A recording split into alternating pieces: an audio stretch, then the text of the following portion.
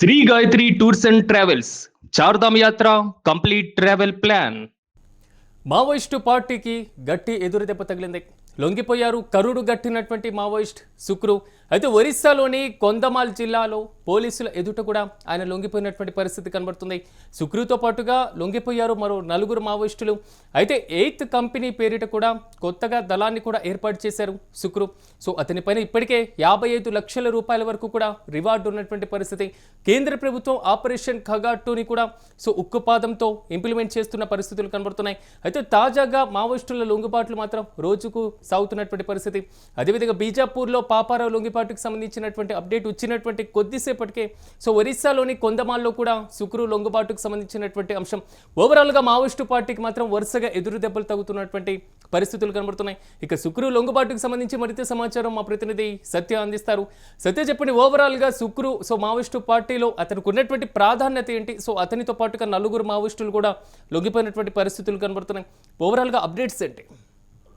Maoist పార్టీకి చెందినటువంటి అగ్రనేత కరడు గట్టిన మావోయిస్టు. అంటే ఇతనికి అయితే దేవ్జీకి ఎలా అయితే పేరుందో అటు ముఖ్యంగా ఆయనకు సంబంధించి మొత్తం క్యాడర్ కూడా ఆయనతో పనిచేస్తూ ఉంటుంది. సో అంత కరడు కట్టినటువంటి మరి సుక్రు లొంగిపోవడం ప్రస్తుతం చర్చనీయాంశంగా మారిన పరిస్థితి కనబడతా ఉంది. ఒడిశాకి ఆయన చేసినటువంటి ఏదైతే మావోయిస్టు పార్టీకి చేసినటువంటి సేవలు కావచ్చు, ఇవన్నీ కూడా కదమల్ జిల్లా పోలీసుల ఎదుట లొంగిపోయిన పరిస్థితి కనబడుతుంది. ముఖ్యంగా ఈ పరిణామం మొత్తం కూడా మావోయిస్టు ఉద్యమానికి పెద్ద ఎదురు దెబ్బ అని చెప్పుకోవచ్చు. ఒడిశాకు సంబంధించినటువంటి కరుడు కట్టినటువంటి మావోయిస్టులలో ఇతనికి పెట్టింది పేరు. ముఖ్యంగా ఈయన ఒక కొత్త దళాన్ని కూడా, అంటే ఇప్పుడు ఏదైతే ఆపరేషన్ కగార్ 1 కగార్ 2 నడుస్తుందో దానికి సంబంధించినటువంటి వ్యవహారంలో పాత దళం అంతా పోయినప్పటికీ కూడా కొత్త దళాన్ని ఏర్పాటు చేసుకొని కదమల్ ప్రాంతంలో ముమ్మరంగా కాల్పులకు సంబంధించినటువంటి వ్యవహారం కావచ్చు, పోలీసులను ఎదుర్కోవడం కావచ్చు, ఇదంతా కూడా చేస్తున్న పరిస్థితులు కనబడుతున్నాయి. దాంతో పాటు కొత్త దళం 8th కంపెనీకి సంబంధించినటువంటి కొత్త దళం పేరుట కూడా ఒక దళాన్ని ఏర్పాటు చేసి దాన్ని మొత్తం కూడా నడుపుతున్న పరిస్థితి కనబడతా ఉంది. ఇటు సుక్రుతో పాటు ఆయనకు సంబంధించినటువంటి ఇంకా కొంతమంది కీలక లీడర్లు ఒక 4 కూడా లొంగిపోయిన పరిస్థితి ఉంది. వీళ్ళకి రివార్డు కూడా పెద్ద ఎత్తున ఉన్న పరిస్థితి అయితే కనబడతా ఉంది. ఇది అంటే మావోయిస్టులకి పెద్ద ఎత్తున ఇది ఎదురు దెబ్బ అని చెప్పుకోవచ్చు. 55 లక్షల రివార్డు ఉంది వీళ్ళ పైన. సో మొత్తం కూడా ఈ రివార్డుతో పాటు ముఖ్యంగా కొంత మందుగుడ్డు సామాగ్రి, అలాగే AK-47లు, రైఫిల్స్, ఇవన్నీ కూడా మరి వాళ్ళు స్వాధీనం చేసుకున్న పరిస్థితి కనబడతా ఉంది. చాలా కీలక నేత. ముఖ్యంగా ఈ ఒడిశాకు సంబంధించినటువంటి అగ్ర నేతల్లో ఈయన ఒకడు.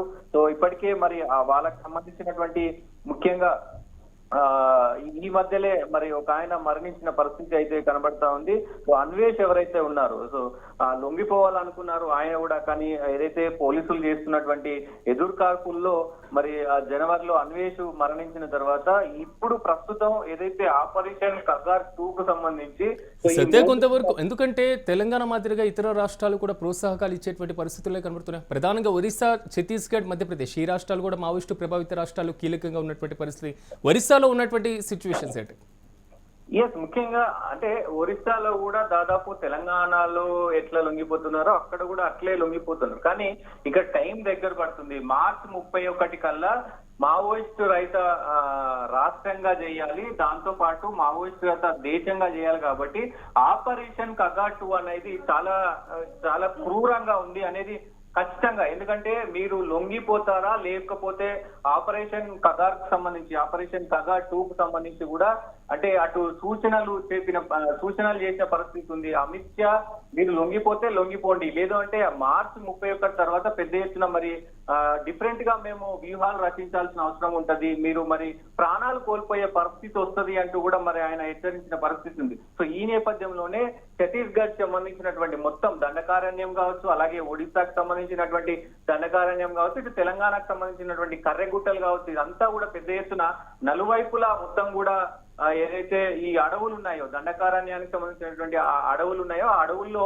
భీకరంగా కూబింగ్ చేస్తా ఉన్నారు. ఈ కూబింగ్ లో భాగంగానే వీళ్ళందరూ కూడా కొంతమంది పట్టుబడతా ఉన్నారు, కొంతమంది లొంగిపోతా ఉన్నారు, కొంతమందిని అరెస్ట్ చేస్తా ఉన్నారు, ఇంకా మరి కొంతమంది ఎదురు కాల్పులు చేస్తే ఎన్కౌంటర్ చేస్తున్న పరిస్థితులు కూడా కనబడతా ఉన్నాయి. ఏదేమైనప్పటికీ ఒడిశా మరి ఈ 4-5 రోజుల్లోనే మావోయిస్టు రహిత దేశంగా, మావోయిస్టు రాష్ట్రంగా మరి మావోయిస్టు రహిత రాష్ట్రంగా కంపల్సరీ అవుతుంది అంటూ కూడా ఇటు పోలీసులు తెలుపుతున్న పరిస్థితులు అయితే కనబడతా ఉన్నాయి సురాజ్. ఏదేమైనప్పటికీ ఒరిస్సాలో ఇది ఒక మరి శుభ పరిణామం అని చెప్పొచ్చు. ఎందుకంటే పోలీసులు ఏదైతే టార్గెట్ పెట్టుకున్నారో ఆ టార్గెట్ ను రీచ్ అయ్యే దిశగా పోలీసులు అడుగులేస్తా ఉన్నారు. సో దాని దిశగా కూడా మరి వెళ్తా ఉన్నాయి. ఇప్పటికే యాంటీ నక్సల్స్ ఏడీజీ బృందాలు పనిచేస్తా ఉన్నాయి. మొత్తం కూడా ఏదైతే ఏడీజీకి సంబంధించినటువంటి సంజీవ్ పాండా కూడా లొంగిపోయిన పరిస్థితి కనబడతా ఉంది. అంటే లొంగిపోయిన వాళ్ళని ఏజీ పాండా కూడా మరి ఆయన ఖరారు చేశారు అధికారికంగా. సో వీళ్ళు లొంగిపోయారు అని చెప్పేసి ప్రస్తుతానికి ఒడిశా డీజీపీ వైబి ఖురానియా కూడా మరి ఆయన ఎదుట వీళ్ళందరూ కూడా లొంగిపోతారు. ఇంకా కొంతమంది కూడా మరి వాళ్ళకు అంటే సరెండర్ అయ్యే అవకాశం ఉంది అని ఇటు డీజీపీ చెప్తా ఉన్నారు, ఒడిశాకు సంబంధించిన డీజీపీ. దాంతో పాటు ఈ ఏడీజీ కూడా చెప్తున్న పరిస్థితులు కనబడుతున్నాయి. అంటే ఈ ఘటన తర్వాత ఒడిశాలో సాయుధ మావోయిస్టుల సంఖ్య అంటే సింగిల్ డిజిట్ కి పడిపోయినట్లు తెలుస్తా ఉంది. ఇంకా మావోయిస్టులు దాదాపు సింగిల్ డిజిట్ అంటే తెలంగాణ తరహాలోనే, తెలంగాణలో ఇంకొక 7 మంది ఉన్నారు.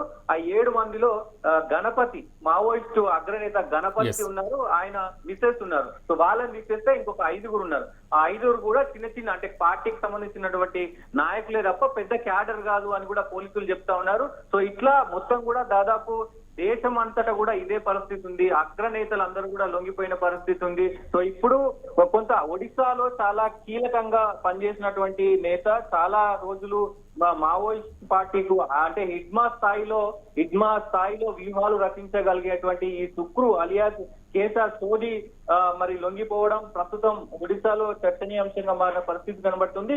ఇది మొత్తం కూడా మరి మావోయిస్టులకైతే ఇక ఎదురు దెబ్బ అని చెప్పుకోవచ్చు. దాంతో పాటు శకం కూడా ముగిసే దారిలో పడింది. దాదాపు ఇంకొక అడుగు అంటే విజయానికి ఇంకొక అడుగు దూరంలో పోలీసులు, ఇటు హోంశాఖ కూడా ఉంది అని చెప్పుకోవచ్చు. Siraj right Satya, thank you. మొత్తం మీద మావోయిస్టు పార్టీకి మాత్రం గట్టి ఎదురు దెబ్బ తగిలింది. లొంగిపోయారు కరుడు గట్టినటువంటి మావోయిస్ట్ సుక్రు. ఒరిస్సాలోని కొందమాల్ జిల్లాలో పోలీసుల ఎదుట కూడా ఆయన లొంగిపోవడం జరిగింది. సుక్రుతో పాటుగా లొంగిపోయారు నలుగురు మావోయిస్టులు. ఓవరాల్గా మాత్రం 8th కంపెనీ పేరిట కూడా కొత్త దళాన్ని వీరు ఏర్పాటు చేసినటువంటి పరిస్థితి. సుక్రు కూడా ఈ దళంలో కీలకమైనటువంటి పాత్రను పోషించి కూడా పూర్తి స్థాయిలో దాడులు చేపట్టినటువంటి పరిస్థితులు మనం చూసాం. అయితే సుక్రు పైన ఇప్పటికే 55 లక్షల రూపాయల వరకు కూడా రిమాండ్ ఉన్నటువంటి పరిస్థితులు కనబడుతున్నాయి. సో ఈ రివార్డును కూడా ఆయనకే ఇచ్చేటువంటి పరిస్థితులు కనబడుతున్నాయి. సో ఈ నేపథ్యంలో ఒరిస్సాలో మాత్రం మావోయిస్టు పార్టీకి మాత్రం వరుసగా ఎదురు దెబ్బలు తగులుతున్నాయి. వరుసగా మావోయిస్టులందరూ కూడా లొంగిపోతున్నటువంటి పరిస్థితులు కనబడుతున్నాయి.